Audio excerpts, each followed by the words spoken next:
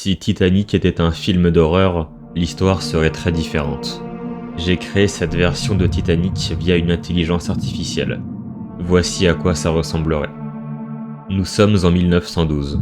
Des milliers de personnes embarquent dans le plus grand paquebot de l'époque, le Titanic. Parmi tout ce monde se trouve Jack. Il était très pauvre, trop pauvre pour s'offrir une place pour le voyage inaugural du Titanic. Jack réussira pourtant à gagner une place lors d'une partie de poker clandestine. Il embarqua donc dans le paquebot pour un voyage de plusieurs semaines, coupé du monde. À l'intérieur, il se liera d'amour avec une autre femme, Rose. Elle était déjà fiancée, mais elle tombera malgré tout sous le charme de Jack. Il faisait en sorte de la voir toutes les nuits, et l'a même dessinée quelquefois. Mais cette jeune histoire d'amour, qu'il cache aux yeux de tous, allait être perturbée par un terrible événement.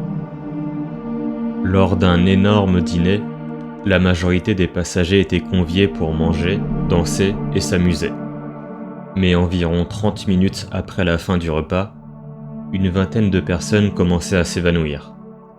Aucun médecin à bord ne put les sauver, ils mouraient les uns après les autres. Le point commun entre ces 20 personnes était qu'ils avaient tous choisi le même repas, à base de champignons. Les médecins étaient formels, c'en était la cause. Jack et Rose ont donc profité de la pagaille générale pour se voir en cachette. Les 20 corps furent mis à l'abri des regards, dans une pièce réfrigérée, en attendant la fin du voyage. Des enfants, un peu trop curieux, se rendirent dans la pièce en pleine nuit où les corps étaient entreposés.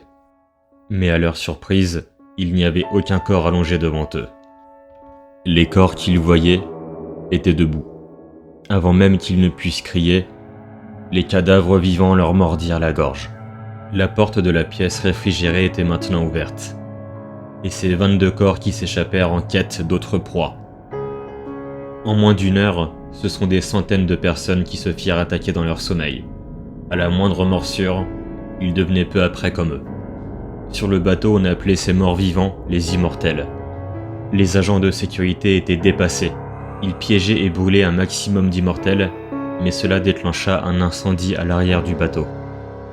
Jack et Rose, réveillés par cette panique générale, comprirent la situation en voyant les scènes atroces de violence entre immortels et humains. Leur objectif fut le même que les autres survivants, partir avec un des canots de sauvetage. Mais les survivants se battaient, se tuaient pour pouvoir accéder à ces canots ou même à la moindre bouée. De son côté, le capitaine avait pris une décision fatidique. Il se disait que si parmi les canots de sauvetage, il y avait un seul infecté, c'est le monde entier qui pourrait se trouver dans la même situation que le Titanic. Mais si tous les passagers mouraient, si tous les immortels étaient noyés, alors le monde ne craignait rien. Sans hésitation et à pleine vitesse, il écrasa son navire contre un iceberg. La coque du navire était complètement ouverte, et le Titanic coulait à une vitesse impressionnante. Le plan du capitaine n'a malheureusement pas empêché la fuite de plusieurs groupes de personnes sur les canots de sauvetage. Jack et Rose réussirent enfin à atteindre un de ces canots. Mais au même moment, un immortel sauta sur Jack. Rose s'interposa pour sauver son amant.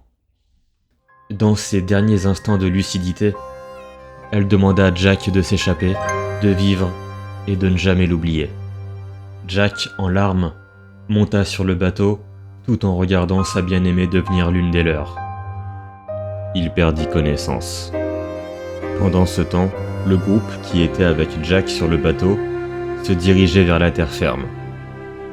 Mais la mer, déchaînée, brisa également le canot.